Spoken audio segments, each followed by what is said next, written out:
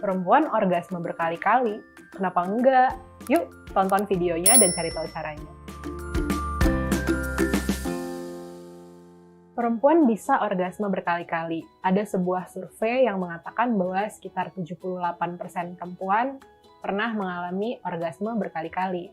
Memang survei ini di negara barat sih, di Indonesia belum ada penelitian serupa. Tapi artinya secara biologis, tubuh perempuan mampu untuk melakukan orgasme berkali-kali.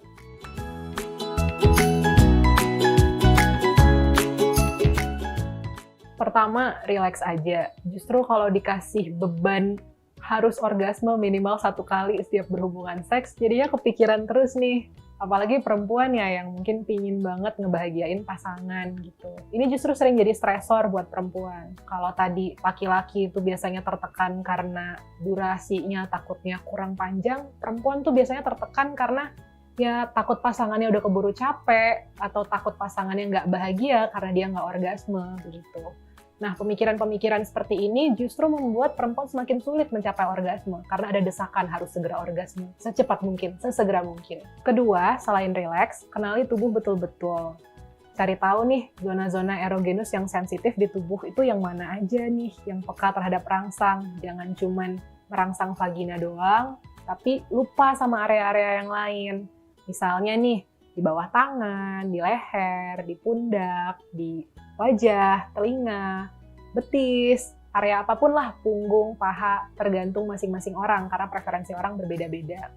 Ketiga, jangan lupa juga untuk memberikan fantasi atau bumbu-bumbu untuk otak nih, karena otak juga merupakan zona erogenus yang besar loh, yang sensitif dan peka terhadap rangsang gitu. Jadi harus diberikan asupan fantasi yang cukup.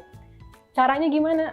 Bisa apa aja, bisa dengan rayuan, bisa dengan pakaian tertentu, bisa dengan ruangan di setting biar moodnya jadi makin romantis, apapun itu. Cari aja cara-cara kreatif dan omongin bareng pasanganmu. Ada beberapa hal yang membuat perempuan bisa kesulitan mencapai orgasme.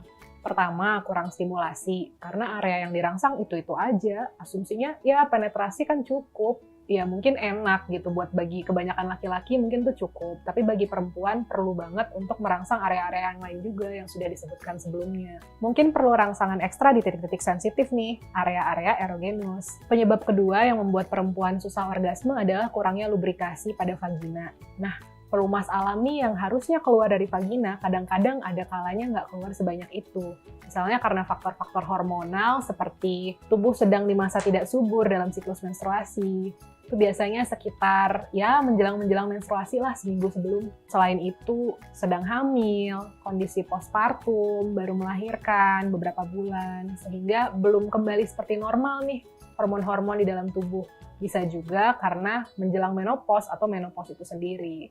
Atau juga karena konsumsi obat-obatan tertentu, sehingga mungkin perlu diobrolin tidak hanya dengan pasangan, tapi kalau konsumsi obat sama dokter kalau memang ini kira-kira memengaruhi hasrat seksual. Faktor ketiga yang menyebabkan perempuan jadi susah mencapai orgasme itu durasi aktivitas seksualnya kurang, padahal moodnya belum benar-benar bangkit gitu. Nah, kuncinya kalau mau menyelesaikan masalah yang satu ini, foreplay-nya harus cukup, nggak bisa minim, nggak bisa sekedarnya aja. Jangan menganggap foreplay itu cuma menu pembuka ya, karena itu juga menu yang dibutuhkan banyak orang dan bisa membantu perempuan mencapai orgasme. Keempat, bisa jadi perempuan susah mencapai orgasme karena posisi berhubungan seks terlalu ribet sehingga capek duluan, atau ya memang posisinya kurang enak aja sehingga nggak mengakses area-area sensitif di dalam vagina. Nah, kalau sudah begini, mungkin perlu didiskusikan posisi yang lebih nyaman tuh gimana sih kira-kira. Dieksplor dulu, diobrolin dulu. Yang kelima, yang juga nggak kalah penting dan bisa menjadi penyebab adalah faktor psikologis. Bisa jadi perempuan lagi cemas, tegang, bosan, nggak mood, nggak pingin melakukan hubungan seks, tapi merasa terpaksa melakukan hubungan seks, atau punya pengalaman buruk terkait kehidupan seksualnya di masa sebelumnya yang belum terselesaikan sehingga menjadi suatu trauma tersendiri.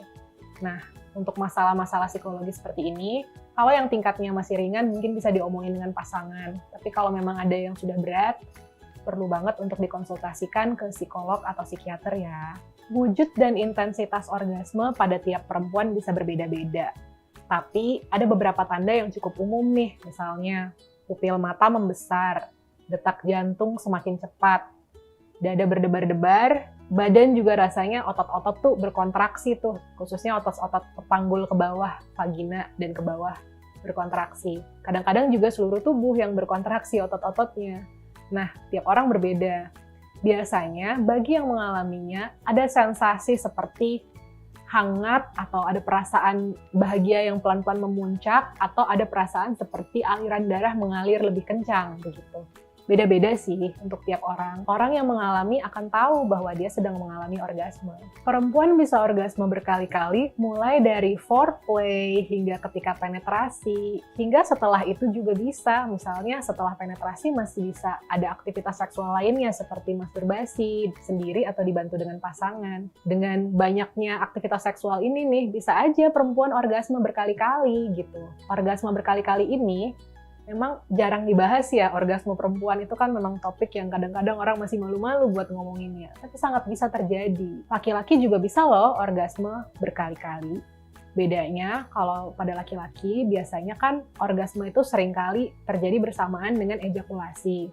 Nah, kalau orgasmenya lebih dari sekali, biasanya hanya satu kali yang juga melibatkan ejakulasi. Sisanya orgasme yang lain intensitasnya lebih rendah dan tidak melibatkan ejakulasi itu sendiri. Karena pada laki-laki biasanya setelah ejakulasi, ada suatu masa yang disebut dengan refractory period alias masa istirahat bagi penis nih, di mana penis tidak bisa tegang lagi untuk beberapa saat, hingga masa tersebut selesai. Kalau pada perempuan, tidak ada masa istirahat ini. Aliran darah terus mengalir ke organ-organ seksual, seperti vagina, klitoris, vulva. Jadi tetap aja aliran darahnya lancar sehingga lebih mudah bagi perempuan untuk orgasme berkali-kali. Nah, ketika aliran darah ke organ-organ seksual perempuan memuncak, jadinya organ-organ seksual perempuan ini semakin sensitif dan juga membesar. Ketika itu, seiring dengan rangsangnya meningkat nih, rangsang seksualnya, tubuh pun mulai mencapai kenikmatan seksual yang disebut dengan orgasme. Seperti itulah proses orgasme pada perempuan. Ada banyak jenis orgasme yang bisa dialami perempuan. Namun dua yang paling sering dibahas adalah orgasme vaginal dan orgasme klitoris. Nah, kalau orgasme vaginal itu dihasilkan dari penetrasi ke dalam vagina biasanya. Sementara kalau orgasme klitoris itu area yang dirangsang adalah area klitoris. Klitoris itu dia terletak di antara kedua bibir dalamnya vulva nih, labia minora. Dia terletak di situ, ada tudungnya dan dia menyembul sendiri. Tapi sebenarnya itu yang terlihat dari luar. Kalau misalnya dilihat organ reproduksinya ke dalam nih, di balik tubuh di dalamnya, klitoris itu sangat besar dan masih panjang lagi ke dalam gitu. Kalau tadi vagina fungsinya ada banyak, bisa jadi tempat berhubungan seksual, jalur lahirnya bayi, dan tempat keluarnya menstruasi, klitoris satu-satunya fungsinya adalah untuk memberikan kenikmatan seksual bagi perempuan, yang juga merupakan alasan kenapa klitoris dari segi jumlah saraf-saraf yang peka dan sensitif di dalamnya jauh lebih banyak dibandingkan vagina. Di klitoris sendiri ada sekitar 8.000 ujung-ujung saraf yang sensitif dan peka terhadap rangsang, sehingga lebih banyak perempuan merasa lebih mudah untuk mencapai orgasme klitoral dibandingkan dengan orgasme vaginal. Vagina sendiri, jumlah sarafnya lebih sedikit gitu dibandingkan dengan klitoris, karena salah satunya tadi, kan harus melahirkan ya sebagai jalur lahirnya bayi. Kalau jumlah sarafnya sebanyak klitoris atau lebih banyak lagi, nanti akan lebih menyakitkan proses melahirkan itu sendiri. Sedangkan kan melahirkan itu sendiri juga menantang dan butuh rileks gitu. Makanya saraf-saraf di dalam vagina tidak sebanyak saraf-saraf di dalam klitoris. Sayangnya banyak yang belum tahu soal klitoris nih, dan klitoris sering terlupakan. Padahal klitoris merupakan area yang penting banget buat dirangsang untuk membantu perempuan mencapai kenikmatan seksual yang luar biasa. Kalau sudah mencoba banyak cara nih, tapi tetap nggak bisa merasakan kenikmatan seksual, susah orgasme, ya nggak ada salahnya untuk segera menghubungi dokter, psikolog, atau seksolog. Jangan pernah merasa bahwa ini adalah aib rumah tangga atau aib pasangan yang harus ditutup-tutupi. Kadang-kadang cuma masalah sederhana aja, cuman kitanya nggak kepikiran penyebab pemicunya apa. Justru dengan kita berkonsultasi atau kita konseling, ini adalah bukti bahwa kita sayang dengan diri sendiri dan sayang dengan pasangan. Sehingga ya lakuin aja, ngapain malu-malu. Jadi geng sehat udah lebih tahu kan soal orgasme perempuan dan bagaimana mencapainya. Jangan lupa buat share pengalaman kamu di kolom komentar ya.